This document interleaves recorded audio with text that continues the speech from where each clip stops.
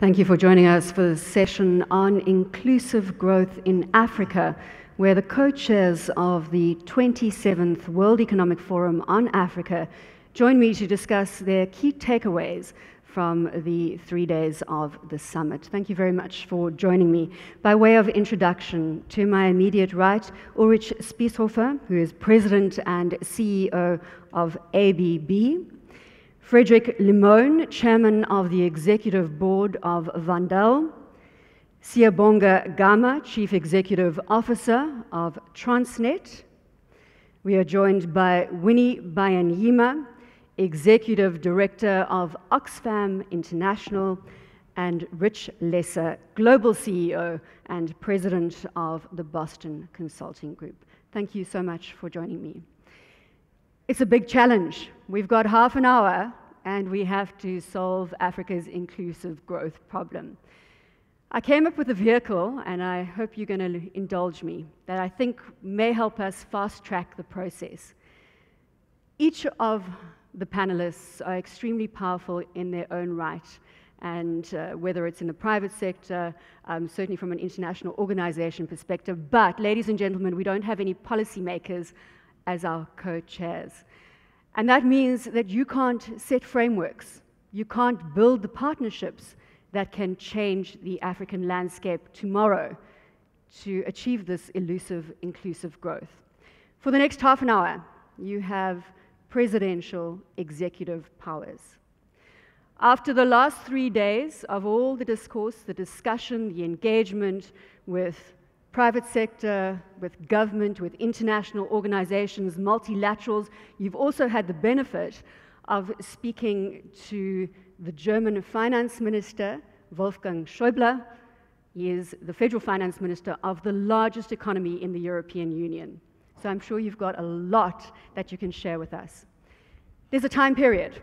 One of the themes here at the World Economic Forum on Africa is very clear. Africa's people are impatient, they're in a hurry, and they want to see results. Now, with those executive powers, you don't only have the opportunities and the power, but you also have to take into account the fact that you have fiscal deficits, that you have very little fiscal space, you have low economic growth, you have sky-high debt to GDP ratios. In other words, to surmise, you're not living in la-la land with rainbows and pots of gold at the end of the rainbow. You're also going to be held accountable for your decisions. So let's start. And Siya, I'm going to initiate the discussion with you as the first president of Africa who has to make a decision to drive inclusive growth. Where would you start, given what you're enjoying from your experience over the summit? Thank you very much, and good afternoon, good morning to everyone that is here. I think the key issues that Africa faces are not really around strategy and planning. We've been doing a lot of planning and strategy. We now need a bias for action. The time for planning and not implementing is over. So we therefore require a sense of urgency, but also I think it becomes important that we look at our governments and we run them like successful corporations. What do I mean? What I mean is it's important that we have a set of measurement criteria, that we periodically monitor the implementation thereof, and that we have bold decision-making, and we try and remove all kinds of barriers that hinder us or impede us from implementation. Also, we also have a lot of over-regulation, which is what is also slowing down decision-making. So for me, it becomes critical that we continuously communicate our challenges, but we also confront them head-on. At the level of the countries, one of the key issues that I think we need to deal with is the integration of the 5 economic regions in Africa, so that we can create that continental marketplace that is required in order for us to move forward. But also, as we deal with our current challenges, we must also deal with the challenges of the future.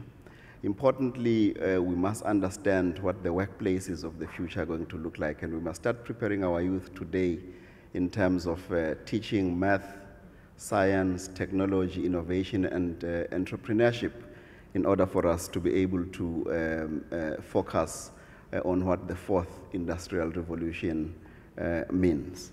We must also unlock opportunity, and in order for us to unlock opportunities, I don't think it is useful that all of us must try and run around to try and do the same things in our different countries.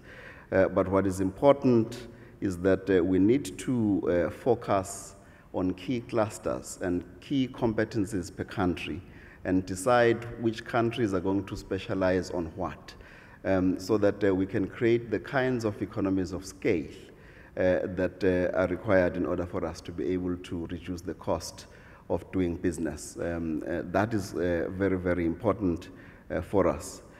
The issue also at an industry level is that we need to create an ecosystem that recognizes that an integrated planning and development philosophy is important, and we must have a systemic approach in terms of how do we synchronize investments, how do we make sure that the projects that we have are actually implemented, and we emphasize on collaboration. Give me your number one priority of the list that you have put forward. In terms of priorities, I think power and infrastructure are critical, because we want to make sure that manufacturing can be deepened, because that is going to be the source of employment creation. Manufacturing is one of those things which will assist us in terms of beneficiation as we move forward. And again, I'm going to put the stat out there. We've discussed it in a number of forums, is that Africa loses 2% of GDP growth as a result of a lack of physical infrastructure. Power, as Siya has said, being the underpin to that infrastructure story. Don't forget that there's 600 million people in Africa that do not have access to electricity. Thank you, sir. Rich Lesser. So I have to say this, only an African should be the president of Africa.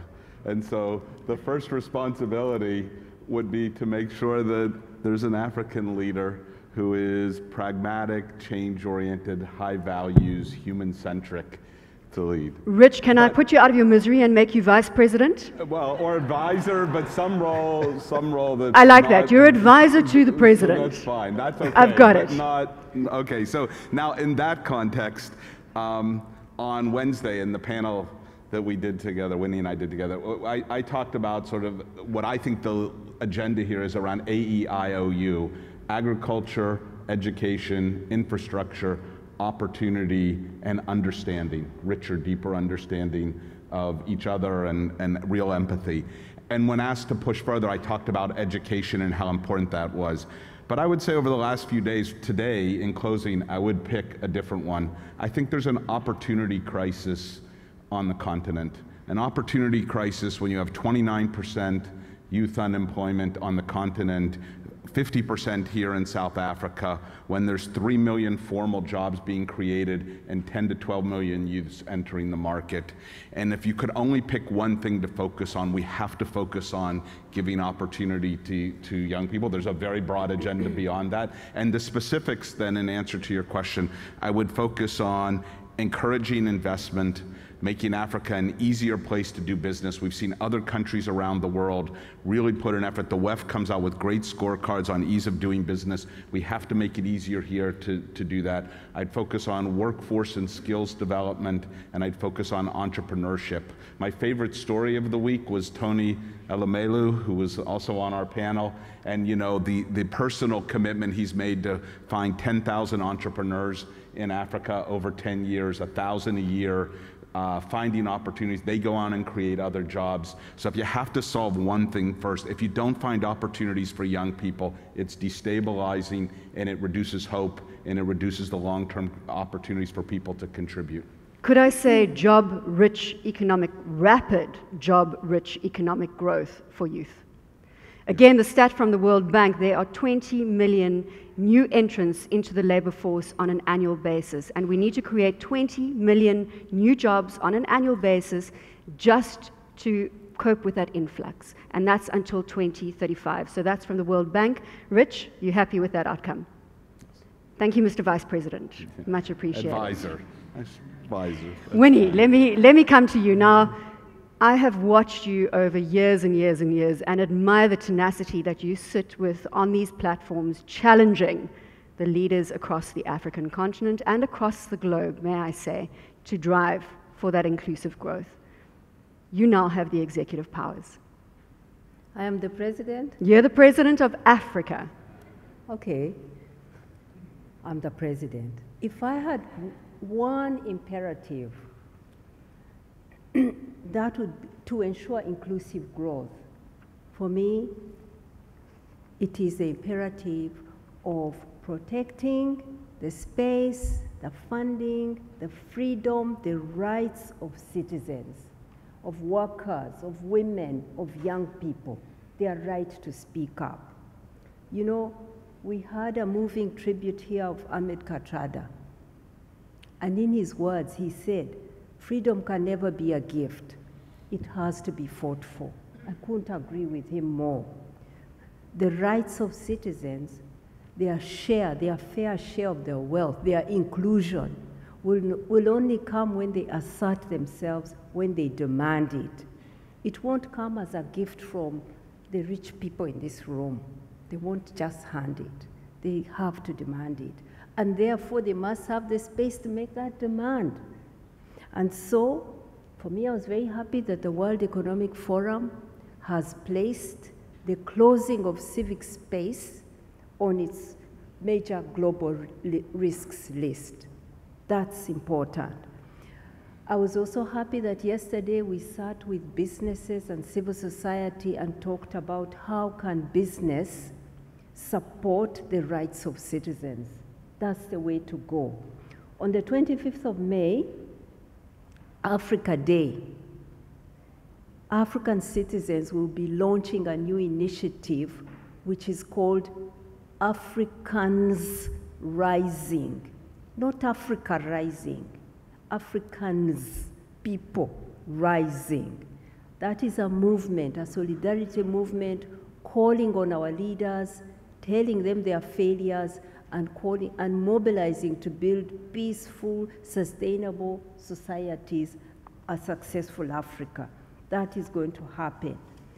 And I also want to remind you that I talk usually very pessimistically here. I'm always sounding like I'm telling off everybody on what they are not doing. But I'm hopeful and optimistic. It's my continent. I have a right to fight. But I'm optimistic. Why? Because I've seen in the famine countries where I've just been, I saw people telling me that when they arrived, the host communities, people were taking off their clothes and clothing those who are running. I believe in our solidarity as African people. I believe that we are able to pull together and live better lives. So I live on a very optimistic note about our capacity to pull together, to be a collective, our Ubuntu. I thank you. Africans Rising, Ubuntu. Ulrich, difficult job to follow. Yeah, I would say so. My key learnings of this conference are two. The one is the time to act is really now. We don't have time to waste. And secondly, we need to fundamentally change the pattern of actions. We need to move from a local kind of approach to a togetherness approach, because only jointly will we create the pattern of Africa in the future. And I think the appointment of somebody, probably not me, because I'm not competent to do so, to run all of Africa going forward would be a strong signal. So I see 6 key challenges that need to be addressed. The first challenge is the move from the I or the me to a joint approach across the United Nations of Africa. And this can be done by copying from others. You have experience from Europe where some of them worked, some of them didn't work. You have a highly inclusive country in the world that I admire highly, and I see representatives here, and that's Singapore. The way Singapore has brought together different cultures, different nationalities in achieving a common vision is just remarkable. So I think the first thing is we need to learn the togetherness that everybody articulated as a wish in the last couple of days. We need to operationalize this togetherness and say, how do we go about it? And then, so that's the how piece. And then comes the what piece. And on the what side, I think there's a power challenge. And if we act jointly across the countries and provide certainty in the direction that electrification should take, the money will come very easily. I met many, many investors during this last couple of days, and I know them personally globally around the world. Capital is not the problem to deploy in the electrification system. Certainty and clarity where we're going is the challenge. And I think we could get very successfully large-scale PPPs going to get the electrification challenge addressed if we only provide certainty in that field. The second piece, and that's very similar to that, is then the whole infrastructure in the environment. We need to move these people that are going into cities. We need to provide the right kind of infrastructure and get going on the industrial side. Digitalization in industry opens new opportunities to set up an industrial pattern in Africa in a collaborative way, in a connected way, at investments that are much lower than they would have been historically without the digital capabilities. And I think we should really use that. So we need an alliance for a connected industry here in Africa that reshores the value added that at the moment leaving the country, going to other places. We need to make sure manufacturing grows faster than the fast-growing demand to catch up with the mismatch that we have had through a significant investment in industrialization.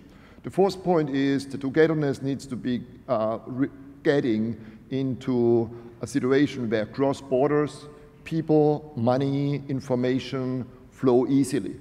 And there is, at the moment, that's one of the biggest challenges that we need to overcome. So the free movement alliance that we need is definitely a point. And the last, and my fifth point is, I think on the job side, we need to act really, really now. What I described before will create jobs.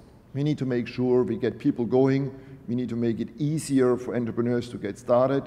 I can only congratulate Rich on his point on the entrepreneurialism. That will be the lifeblood long-term, medium-term, and short-term. We also need to complement the entrepreneurialism locally with continued investments of global players like us and others to really get going, and we are ready to go at it. So for me, altogether, a pattern change from I to we, an environment where we address the 5 key challenges on the power, on the infrastructure, industry. I'm going to do what I did to Siya. I'm going to say, which of those 5 challenges would you prioritize? The jobs challenge. I think we need to get people jobs, and if we get people jobs, all the others are supporting basically that, and then we will have employment, wealth creation, and prosperity.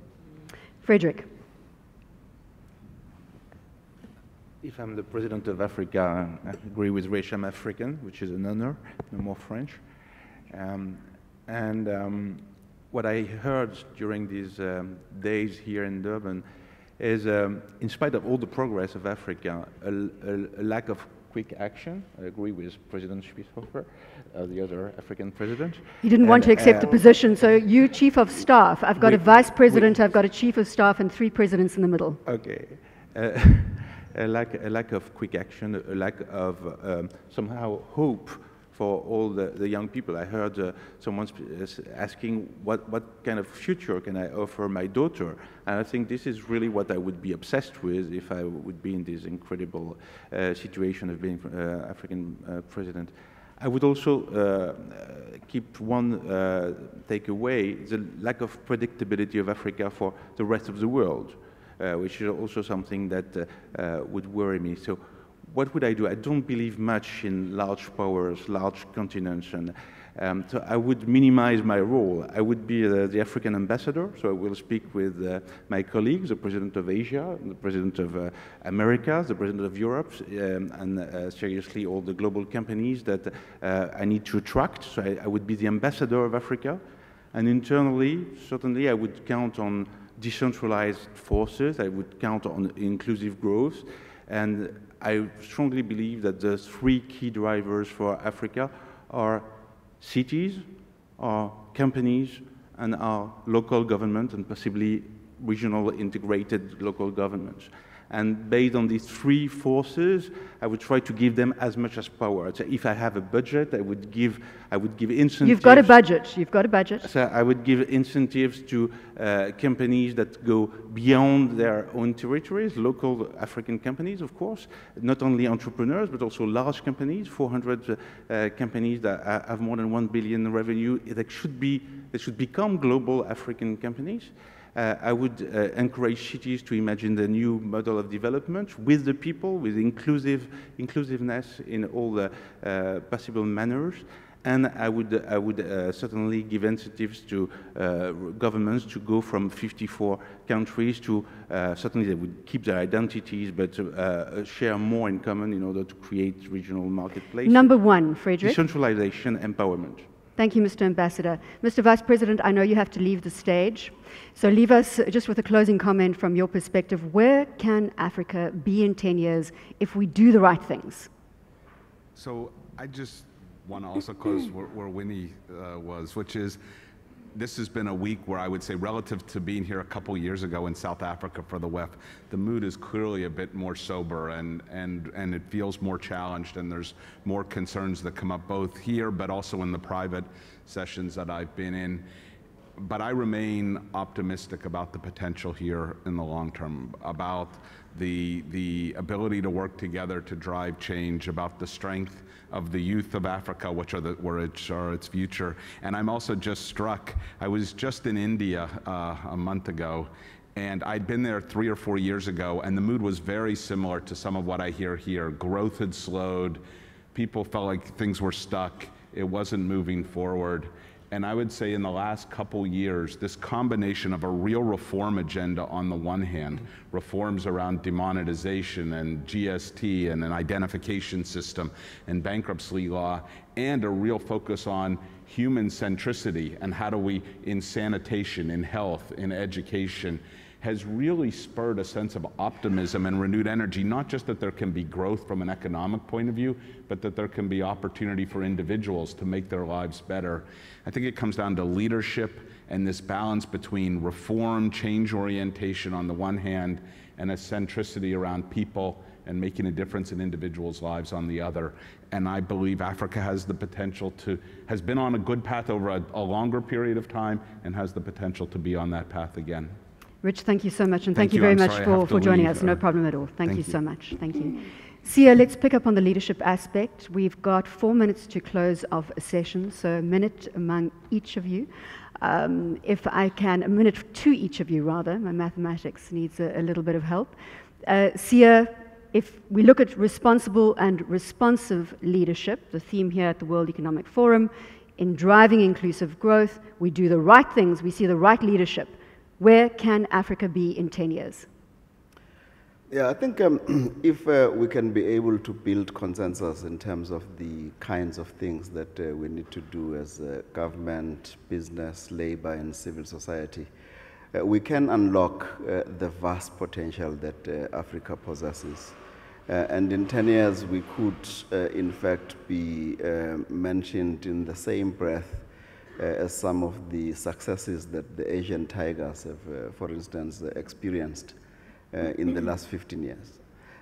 I think key to this, though, is that instead of saying we have an Agenda 2063, we need a series of 5-year plans so that we can try and compress time, that we measure those plans, we make sure that the issues around inequality, unemployment, poverty, the lack of participation of women and youth in the economy are addressed.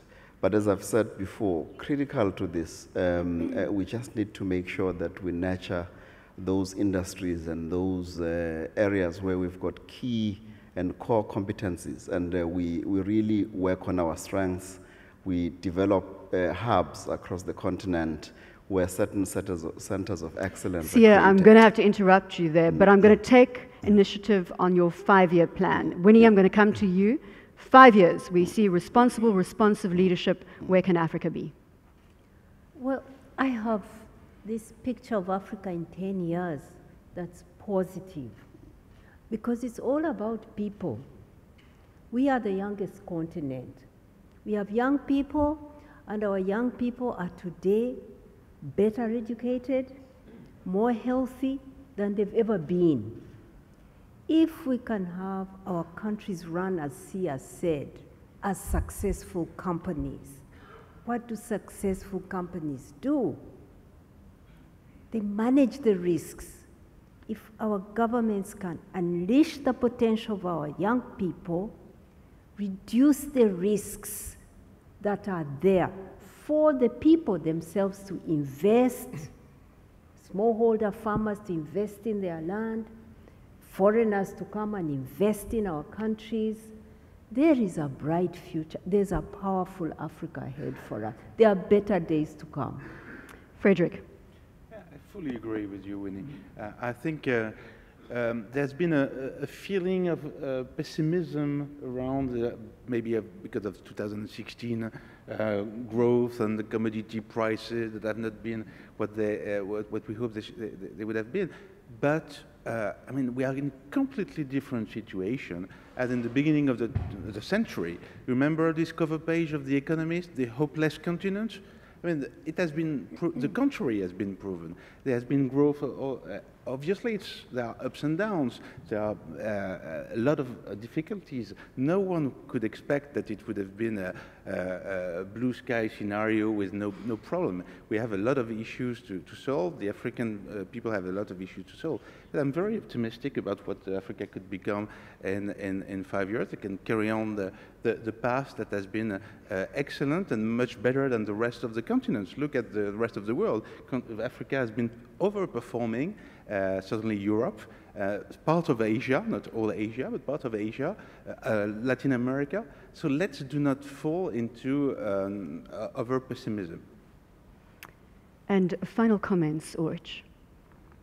I think looking at other examples around the world, whether you take parts of China, whether you take Singapore, whether you take India, I'm very optimistic that Africa has the opportunity to really truly move to a long-term next level of prosperity and wealth. It needs to, in 10 years' time, we will have resolved the magic quadrant. The magic quadrant is, on the one hand, bringing together the natural wealth with the local demand by creating local jobs and local value chains and get going, supported by a fantastic infrastructure and electricity network that gets supported through PPPs and a common agenda. And last not least, an incredible, much lower unemployment level and a high level of employment of people and an unleashing of the creativity, of the energy of all the young people that we have here in Africa that I was so impressed with in the last couple of days. And on that note, we need to accept that Africa is in a challenging global and local environment as we speak. But the messaging needs to go back to the leaders, as we have discussed repeatedly on this platform. And we've got to repeat this message over and over again to the continent's leaders. Africa is in your hands. Please don't drop the ball. Be responsive, be responsible, and ensure a successful, all-inclusive future. Thank you very much for joining us. Thank you.